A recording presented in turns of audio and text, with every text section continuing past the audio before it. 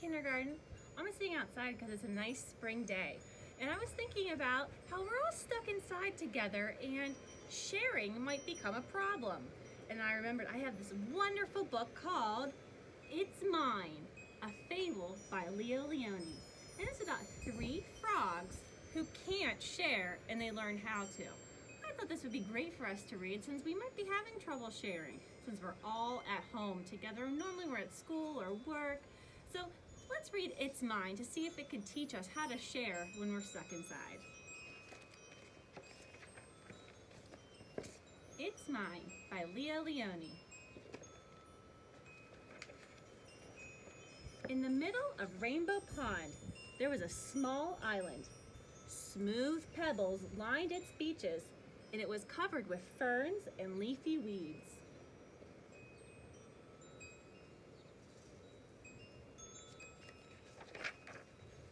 On the island lived 3 quarrelsome frogs named Milton, Rupert, and Lydia. They quarreled and quibbled from dawn to dusk. Dawn is the morning and dusk is the evening. So they were doing something from morning to evening. So they quarreled and quibbled. Well, I know that quarrel is a fight. So that tells me that Milton, Rupert, and Lydia, our 3 frogs, fought from morning to night. I wonder what they were fighting over. Stay out of the pond, yelled Milton. The water is mine. So Milton doesn't want to share the water. The frogs need to live in water. I wonder how that would work. Get off the island, shouted Rupert. The earth is mine. So this must be Rupert because he says he's on the island and the island is just for him. And that makes me think that Milton is the frog in the water because he said get out of the water is mine. Wonder where the other frog Lydia is.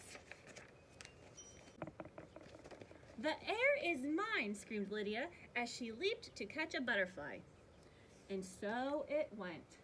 And that must be Lydia leaping or jumping to catch a butterfly.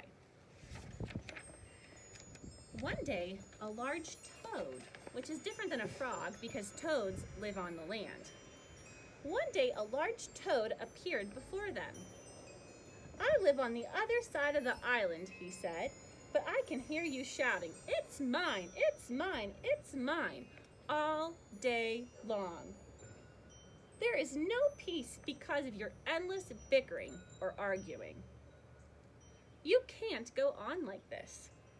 With that, the toad slowly turned around and hopped his way through the weeds.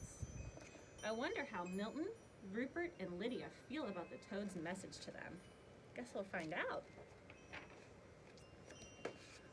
No sooner had he left than Milton ran off with a large worm. Here's Milton with a worm in his mouth. The others hopped after him.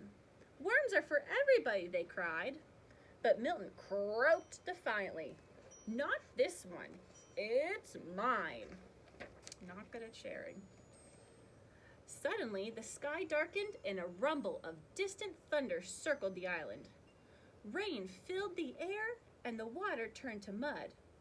The island grew smaller and smaller as it was swallowed up by the rising flood. The frogs were scared. So the book says that the island was swallowed up. If I swallow something, I move it from my mouth down to my belly. But the water doesn't have a mouth. So when the author says that the island was swallowed up by the flood, the author is saying is that it was slowly covered up as the waters rose higher and higher until you could barely see the island. It didn't really swallow it because it doesn't have a mouth. It's just covering it over and over again. Desperately, they clung to the few slippery stones that still rose above the wild, dark water. But soon, these 2 began to disappear. There is so much rain covering the ground that it seems like even the rocks are disappearing as they're being covered with all that heavy rainwater. There was only one rock left, And there, the frogs huddled together, trembling from cold and from fright. You can see the frogs on the rock, Rupert, Milton, and Lydia. But they felt better now that they were together, sharing the same fears and hopes. And little by little, the floods subsided. The rain began to fall gently and then stopped altogether. So as the frogs were hanging out together on the last rock, they realized we're with each other. We got this together. And they felt better because they were comforted by the fact that they were not alone, they were together. But look, the large rock that had saved them was no rock at all.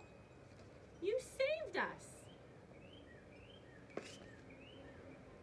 The frogs shouted when they recognized that the rock wasn't a rock, it was the toad from the beginning of the story.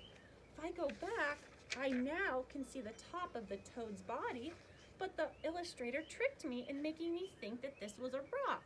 Now I know it was the toad saving the 3 frogs. He was such a nice character to save them, even though they drove him crazy with all their quarreling, bickering, or arguing. The next morning, the water had cleared. Sun rays chased silver meadows, small little fish, on the sandy bottom of the pond.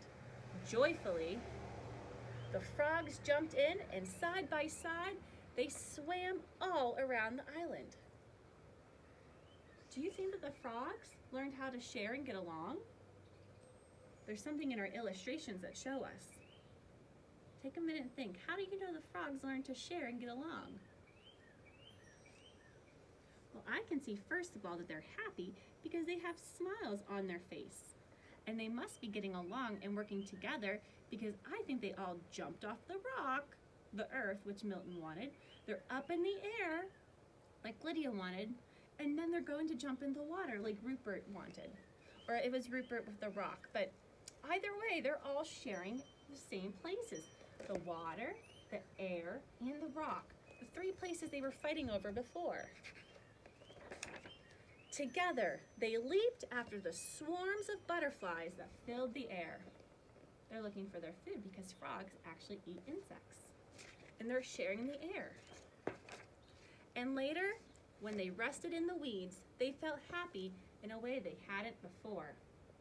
My guess is because they get to do it all together. Isn't it peaceful, said Milton. And isn't it beautiful, said Rupert. And do you know what else? Asked Lydia. No, what? Asked the other frogs. It's ours, she said. So they went from yelling that it's mine, it's mine, it's mine, to saying it's ours. So let's remember that the next time we're fighting with our brothers or sisters, or even our moms and dads, that just because we're stuck inside together doesn't mean we can't share and get along. Just like the frogs, we're all in this together, and we're so lucky we get to be with each other right now. Some people don't get to be with their families, but we do, and we're very fortunate. And we should remember that they are there to make us feel safe and protect us, and to have fun and eat with us, just like the 3 frogs learned.